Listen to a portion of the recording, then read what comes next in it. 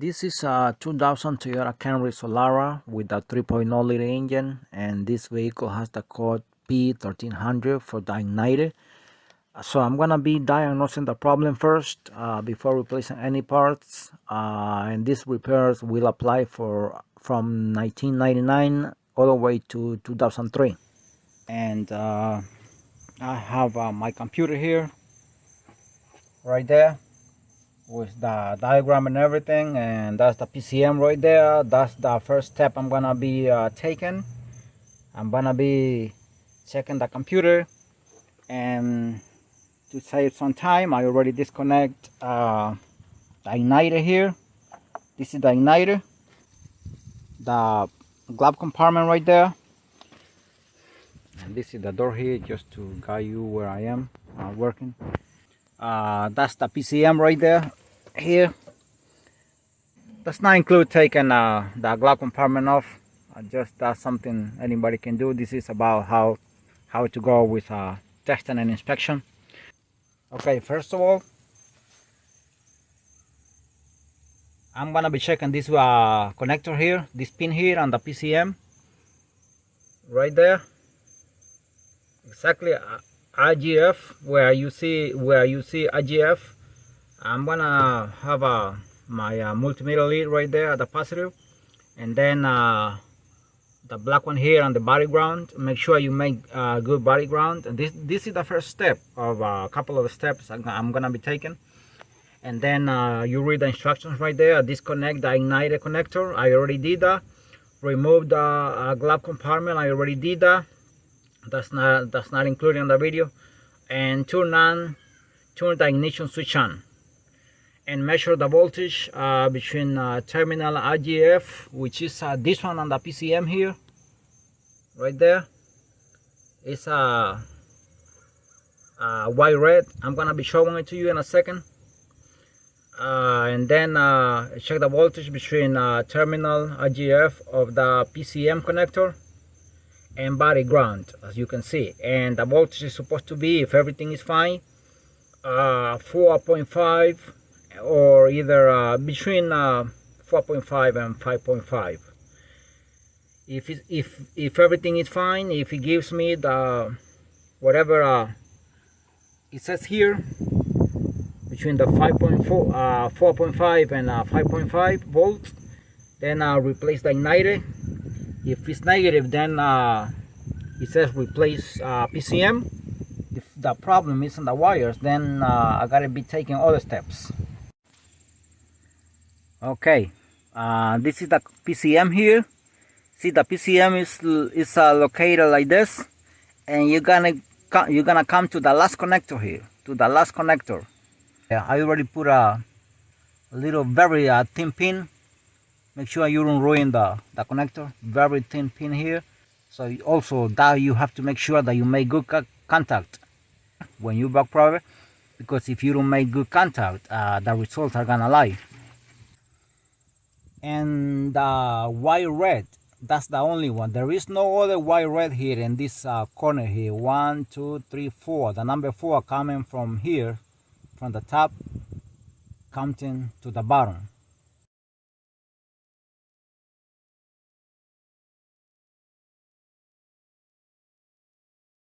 All right, and I'm gonna be using this multimeter here. I'm gonna put a 2 volts here, right there. You pin here wherever you use to back probe. Okay, these 2 bolts here, 10mm bolts, they are grounds. Okay, and right now I'm gonna turn on the ignition switch.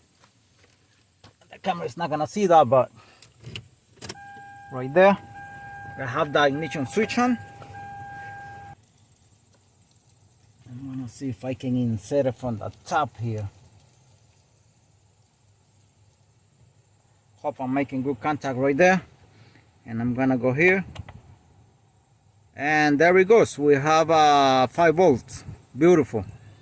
I'm gonna take it off. See right there. And then I'm gonna put it again here, and 5 volts right there. That's 5 volts right there.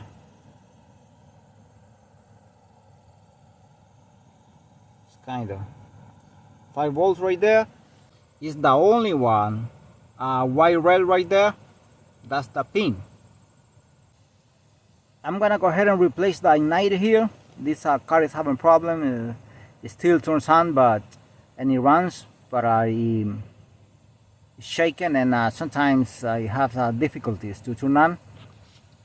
So for those who have this problem, but you don't stop here because you gotta take all the steps.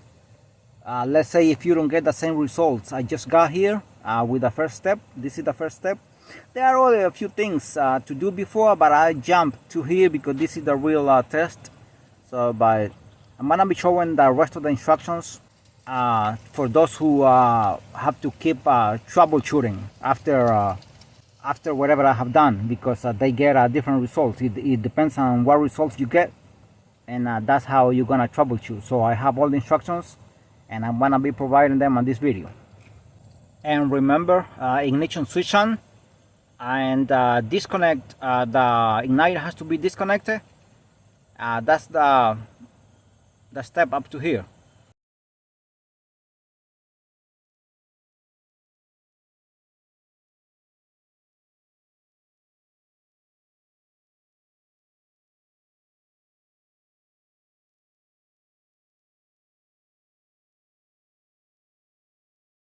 Okay, I already installed the ignition control module here, or whatever you want to call it, the igniter. This is the one here. I'm gonna just install it like that for now. I have not taken this out, only disconnected and connected to the new one here. But I'll put this here. I just gonna leave it like that for now, just for the purpose of testing it. Okay, I'm gonna.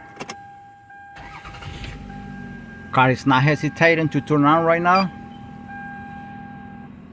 and it's not shaking, it's not doing anything. It's turning on with no problem.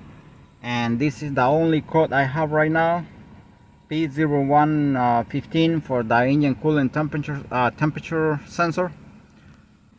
So the p1300 went away immediately. I only turned on the car and had it running for about 20 seconds of a minute. Then I turned it off, then back on. I did it for a third time, turned it on, and then the call went away by itself. I didn't even have to reset the computer. The igniter was the problem in this case. I'm only have to deal with this call right now. So I'm gonna see what's going on with that, but that's gonna be in a separate video. And car is running so smoothly. Car is running so smooth right now.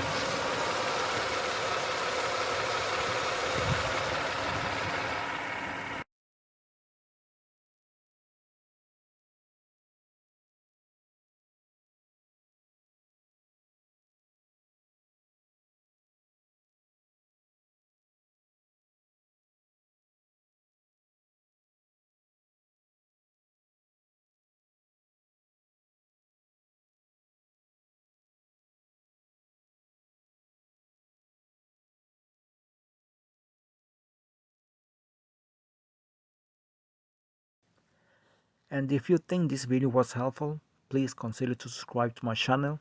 Thank you, and God bless you all.